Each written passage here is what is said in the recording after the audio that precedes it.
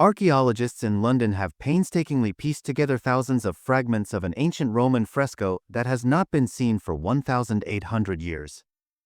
What started as a pile of broken plaster fragments has become one of the most remarkable reconstruction projects in British archaeology. At a site in Southwark, where development firm Lansec is preparing the ground for the Liberty project, archaeologists uncovered what appeared to be demolition waste from a Roman building, shattered pieces of painted plaster, forgotten for nearly 2,000 years.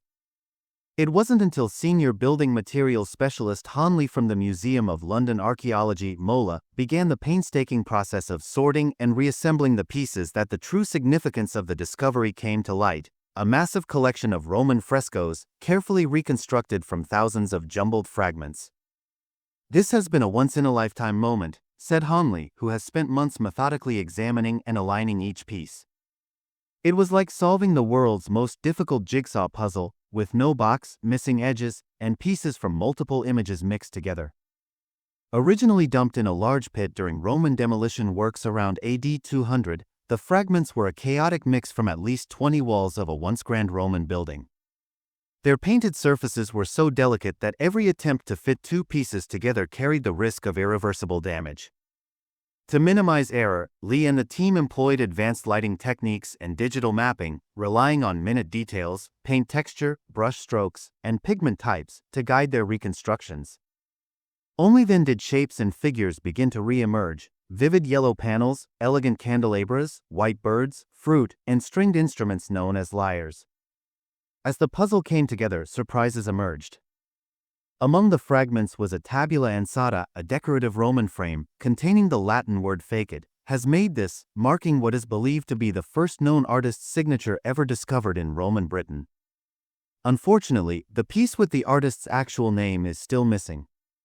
Other plaster pieces featured ancient graffiti, including the only known example of the Greek alphabet etched in plaster in Britain, likely used as a practical reference by someone familiar with writing.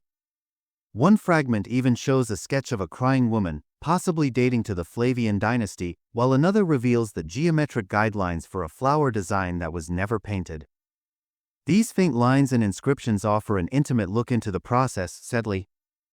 "They're not just artwork, they're evidence of thought, hesitation, revision. They humanize the ancient world." While Roman wall paintings have been found across Europe, the scale and reconstruction of this assemblage set it apart. The largest fresco, nearly 5 meters wide, was rebuilt from pieces no bigger than a human palm. Much like digital forensics, this effort required a blend of craftsmanship, science, and artistic intuition. "This wasn't just about finding history, it was about restoring it," said Faith Vardy, MOLA's senior illustrator, who helped digitally visualize the scenes as they came together. Work on the fragments is ongoing, and the team plans to publish a detailed reconstruction report. The restored frescoes may also be made available for public exhibition. The project is part of a broader excavation at the Liberty site, supported by Lansec, Transport for London, TfL, and Southwark Council.